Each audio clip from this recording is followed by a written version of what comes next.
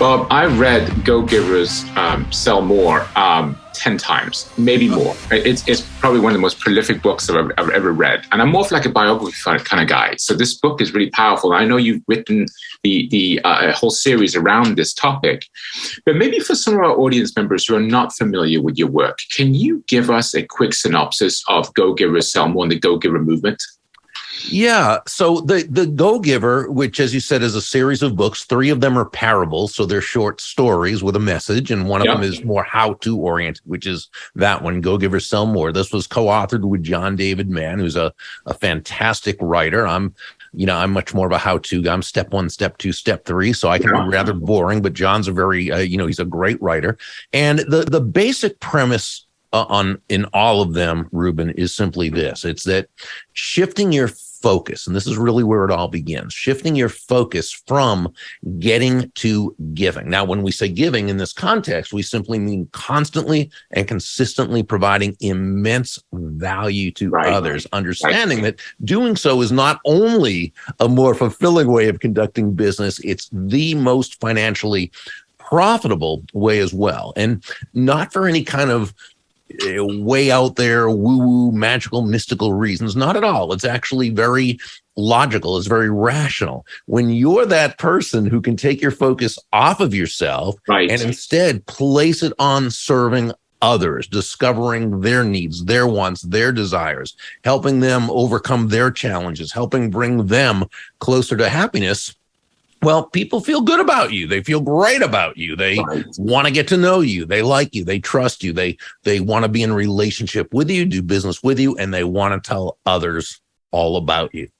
I love how you define value in the book. I think it's the best definition of value I've ever read. And I'm going to take my stab at it, which is you increase people's impact and influence. Well, that is what value does. Okay. Right. Yeah. And I think the word, and one reason I just love that you even brought this up is because value is one of those words that it's now sort of like influence, authenticity, and some others that are so used and maybe overused that they've almost lost their definition. And people tend to, we all see the world through our own viewpoints, our own belief system. So you can say the word value and 10 different people would define it unconsciously 10 different ways. So we define value as the relative worth or desirability of a thing, of something, to the end user or beholder. In other words, what is it about this thing, this product, service, concept, idea, what have you, that brings so much worth or value to another person that they will, let's say in this case, willingly exchange their money for it and be ecstatic that they did while you still make a very, very healthy profit.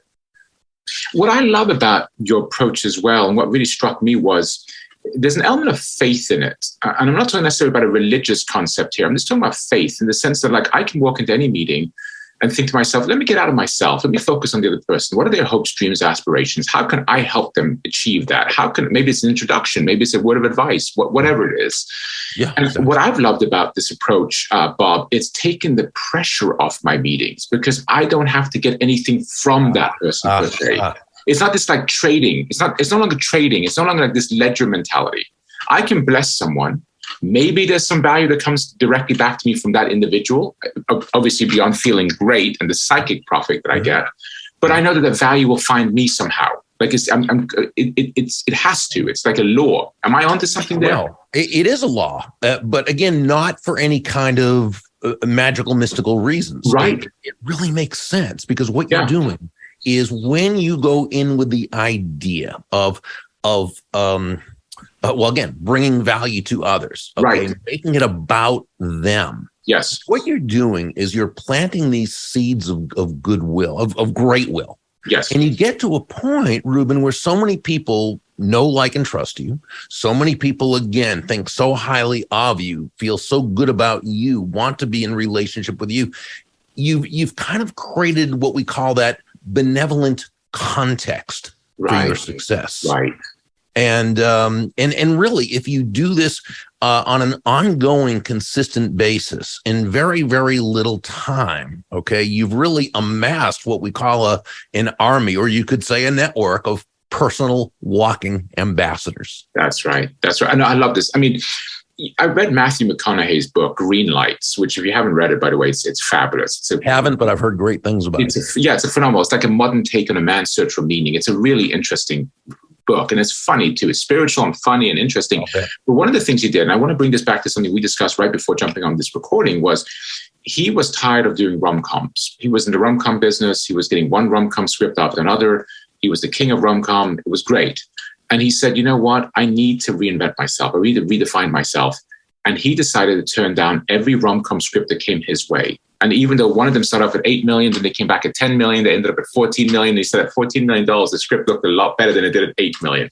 But the point was, he stood for his value. And for about 2 years, or close to 2 years, he didn't get any offers. Mm-hmm. Like Hollywood forgot about him. And then all of a sudden, they re-remembered him, and he went on to do some of his best work, including winning an Academy Award. Yeah. Oh, yeah. You've had an incident as well where you held your value. Correct? Like in the sense of your pricing, you said, you know what, I'm going to hold my value. I want to live in authenticity. Can you talk about that a little bit? Holding value and standing in that gap? Yeah. I mean, here, so first, here's the thing. And you know what McConaughey was really, in a sense, it sounds like what he was talking about was his achieving happiness as he defined happiness. And you know, you could say, you know, the dictionary definition of happiness is the mental feeling of well-being, which I think is a good definition. Yeah. I take it a little bit deeper. Okay. I believe that happiness is a genuine and ongoing feeling of joy and peace of mind, the result of living congruently with your values. Right.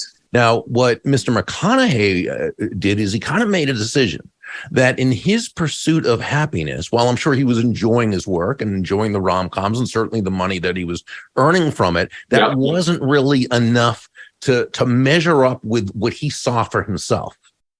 Right. His value system was that of someone who was more diverse in terms of roles, who could stretch himself, who could grow, and you know what I'm saying? That's right. And so for him to be happy, it was necessary for him to turn down that $14 million for him to, you know, happiness to the point that we're talking about it, to turn down that $14 million and hold out for something that he felt was more congruent with his values. So, you know, when we talk about, you know, in this case, speaking fees, you and I were talking about earlier. Right. And, you know, especially when a market and speaking like any other business, markets go up and down in terms of what, and I'm a big believer in fee integrity for a couple of reasons. One, and by that I mean when you quote a fee, it's your fee.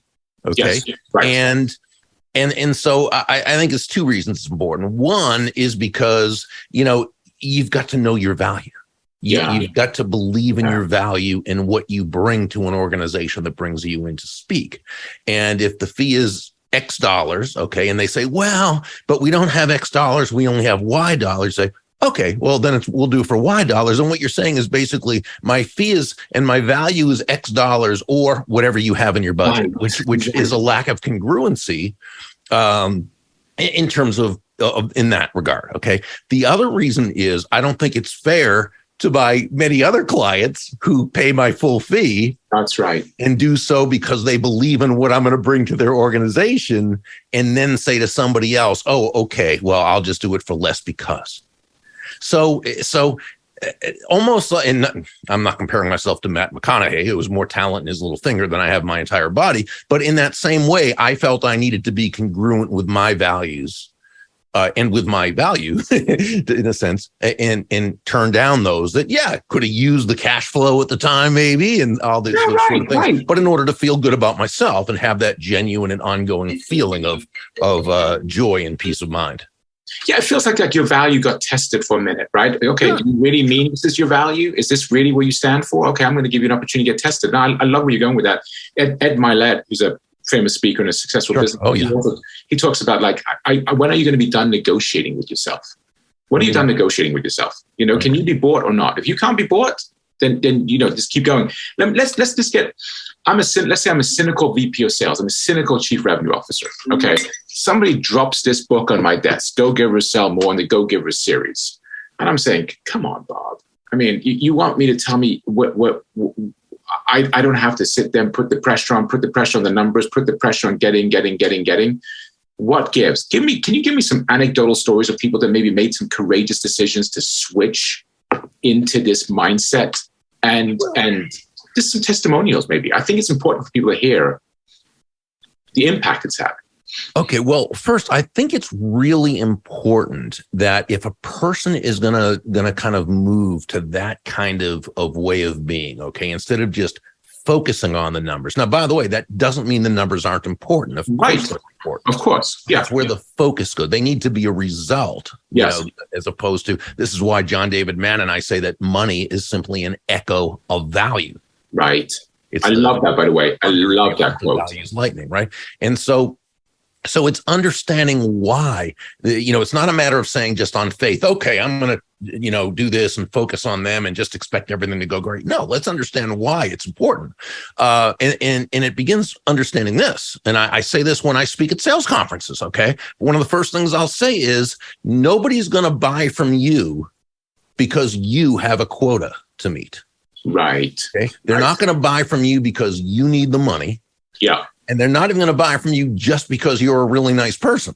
Yeah. They're going to buy from you because they believe that they will be better off by doing so than by not doing so. And in the basically free market economy in which we live, when I say free market, something I believe in strongly, when I say free market, I simply mean no one's forced to do business with you. They do so on their own volition. So in this case, that, buying because they believe it's going to benefit them is the only reason why they should buy from you or from me or from anyone else. Yes. Once we understand this, now we're in a position to see where it's not a matter of faith, it's a matter of logic. Yes. That, if you go in there and you're just thinking about hitting your numbers, it's going to come across that way. You're going to telegraph it, right? Oh, absolutely. Right. Yeah. Right. But if you're in there looking to simply bring immense value to that person's life, you're communicating an entirely different message. Now, when you ask those discovery questions, you're really listening. You're not just trying to look at how you can take that information and sharp angle them into a clip, right? Now you're listening, you're understanding, you're right. And that's the big difference maker. So sure, we get great feedback from companies in terms of how they've utilized this and have of course increased their end numbers. But here's what I think it was the most valuable thing for John and I to learn soon after the book came out. Our initial our early adopters, if you will. They weren't really adopters. They were people who were doing this anyway, long before they heard of John or myself or the book, right? These are people who were writing to us saying, this is how I built my business, or this is how I built my fortune. This is how I built my team. This is how, but here's what they'd say. But my own team members or employees don't believe me. Now, why not? Because who are we brought up with? We're brought up with these horrible messages about money, about prosperity, about abundance, about business. I mean, if you watch most, and this is a combination of a lot of things. It can be upbringing, environment, schooling, news media, television shows, movies, social media. You think that anybody who makes a lot of money did so by nefarious means, or they took advantage of others, or they did this, or they did that. Now, it's a big world, and people do things we don't agree with, absolutely.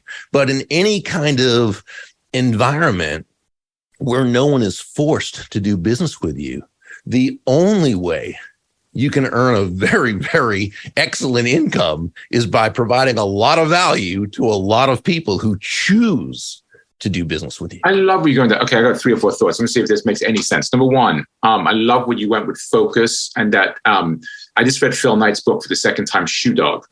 And he talks, Phil Knight, the founder of Nike, and he talks about, he said, money for us was like blood. Yeah, we needed it, right? We needed it. We needed it to function as an organizational body, but it was never our focus. So when the company took off and he became a multi-billionaire, he had some excesses. He said he had some fun with it, but at the end of the day, it didn't really fundamentally change him because it was never really about the money, primarily. The money was the byproduct. I love what you guys sell in this book. Right? Yeah, I think that echoes your point. And I think what you guys said in your book is you can't close anyone. You can only receive a sale. You can't close the sale. And what your book did for me as well, for me personally, it gave me permission. It gave me permission to say, no, this is a tried and true method that somebody else has taken the time to document and verify. And now I can use this as a framework Thank you. Go and build my business this way. And it's been an amazing journey. Wow. It touches me deeply to know that. Thank you. Absolutely. What would you, I'm like an evangelist. I've given this book to so many people and said, read it. People are like loving it. So final question for you. In a world that often does get lambasted for greed and personal brand and so forth and so on, what would you say to, what am I trying to ask you here, Bob? I'm saying, like, what ethos would you like to see? Like, how would you like to see go-givers catch on in the world? What do you think our world would look like? The corporate world in America would look like if more people practice the go-giver principles and philosophy? Well, you'd have a bigger expanding pie of prosperity. Okay. Yeah. Many people are really just continuing to get in their own way by doing business the way they do it, whether it's leaders who still work out of a command and control system, as opposed to, creating an environment where people feel good about where they're working. I look at a person like Bob Chapman, who wrote a book called Everybody Matters. Yeah. He's the chairman and CEO of Barry Waymiller Company. This is a manufacturing firm with offices, factories all over the place, tens of thousands of employees. And here's a guy who started out with that, numbers, and so forth like that. And his business was fairly successful, but it hit a lot of highs. It hit a lot of lows. Yeah. At one point, he sort of had an epiphany, and he became very employee, team member focused. And he made everything about the culture of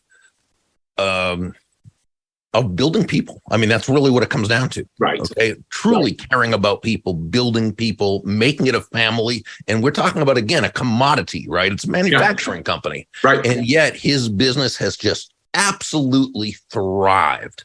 Wow. It was, a company that during the economic catastrophe of 2007, 2008, they had to make some tough decisions, and they stayed congruent with their values and with their principles. And while they took a hit like everyone else, they rebounded quickly and stronger than ever. And it was because of the culture that he built and continues to do so. There's a lot of people like that. Okay. Yeah. And yet there are still far too many who are running their companies as though it's the 1850s, and it's counterproductive for them. So in with a go-giver culture in terms of corporate, you would see a lot more people who feel more engaged at work. They have better relationships. They feel as though they're part of something bigger than themselves. They're not just showing up for a paycheck. They're not working out of compliance, but out of commitment. And again, but all you can do is all you can do, and you hope the word continues to spread. And it's certainly not just John and me. It's a whole lot of people who are putting out some great information out there and helping things to change. And, I'm an optimist by nature, and I feel that eventually it will continue to grow that way. And that will be the course.